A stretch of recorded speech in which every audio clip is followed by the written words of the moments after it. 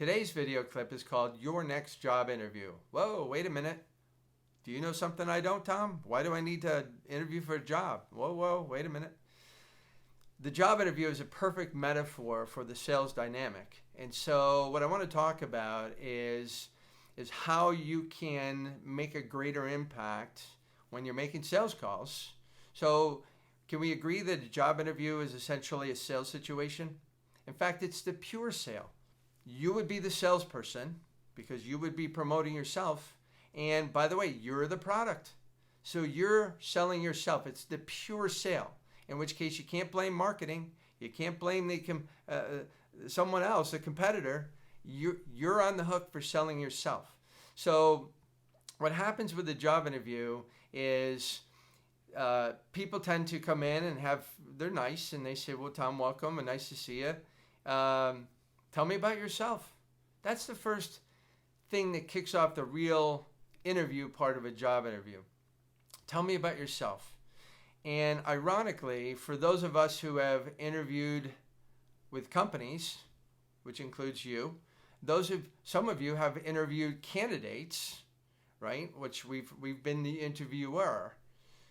As soon as you say, tell me about yourself, what everybody does is does exactly that, which I guess makes sense. They said, tell me about yourself. So they said, well, I graduated from college in 1990 such and such, and since my first job was this, and then I became an engineer, and then I became in sales, and then I did this, and then and then I moved, and now I'm married, and I have a family and 2 kids, and now I do this, and my hobbies include.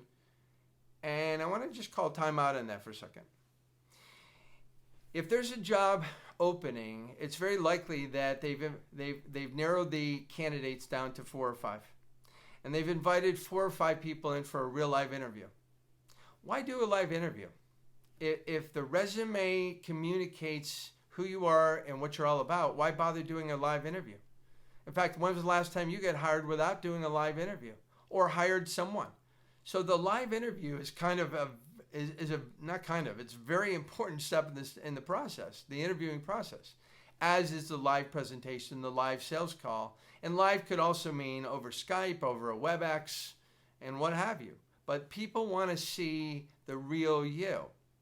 So what happens when they say, tell me about yourself, and you basically review what they've already read on your piece of paper? Is that compelling? That they've already read all your literature, you called your resume, and then you want to regurgitate that? I would just say maybe there's a different way to think about this whole thing, especially if you're in a competitive situation with knowing there's probably 3 or 4, maybe 5 other candidates vying for this spot. So here's an alternative.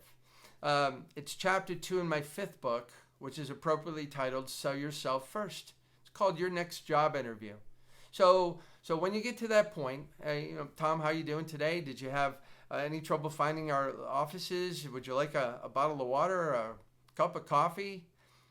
There's usually some pleasantries, but I know it's coming. The first question, the first thing that kicks off the official interview is the interviewer will say, the hiring manager will say, tell me about yourself. And here's the response. Sure, I'd be happy to. Do you have my resume? Yes. And the answer will be yes. They'll say, sure, yeah, I have it right here in front of me. And then I would say these words. Well, I'd like to think I'm a good person, and I'd like to think I have a track record of success, but I know you're looking at other candidates. I'll let you judge how I stack up against, other people you've seen. But when I have researched your company and this specific opportunity, it occurs to me you may not just be looking for a good person for this position. In fact, you might be looking for some of the intangibles that would never show up on a piece of paper called a resume. For example, you might be looking for somebody who can ramp up in a relatively short period of time to become as productive as possible, especially given the current competitive environment. Maybe you're looking for somebody who can be a team player and blend with an existing culture. And maybe you're also looking for somebody at the same time who can bring a new perspective, a new set of ideas to the team and take that team to the next level. Those are some of the things that I have done in the past to make me successful. Maybe I should ask, what specifically are you looking for in a candidate? Now let's call time out and examine what just happened. Tell me about yourself. I said, sure, I'd be happy to. If a customer says, tell me about your product or service, yeah, sure, happy to. What a mistake that salespeople have actually been taught to do is say, well, wait a minute, step 2 is needs development. So tell me about your product. Well, first I'd like to ask you a series of questions. Whoa. Take me down this path. And the salesperson says, well, first I'd like to go down my own path. So what's the real purpose of a job interview? And the answer is not to review your resume. They've already reviewed it. It's not to see whether or not you look the same as you do in your picture, because you do. It's to talk about the intangibles that would never show up on a piece of paper called a resume. Now let's go back to the words. I'd like to think I'm a good person. I'd like to think I have a track record of success. I'll let you be the judge of that. Humility. But as I research this opportunity in your company, it occurs to me that you might be looking for more than just a good person. In fact, you might be looking for some of the intangibles that would never show up on a piece of paper called a resume. And then I gave examples. For example, ramping up in a short period of time,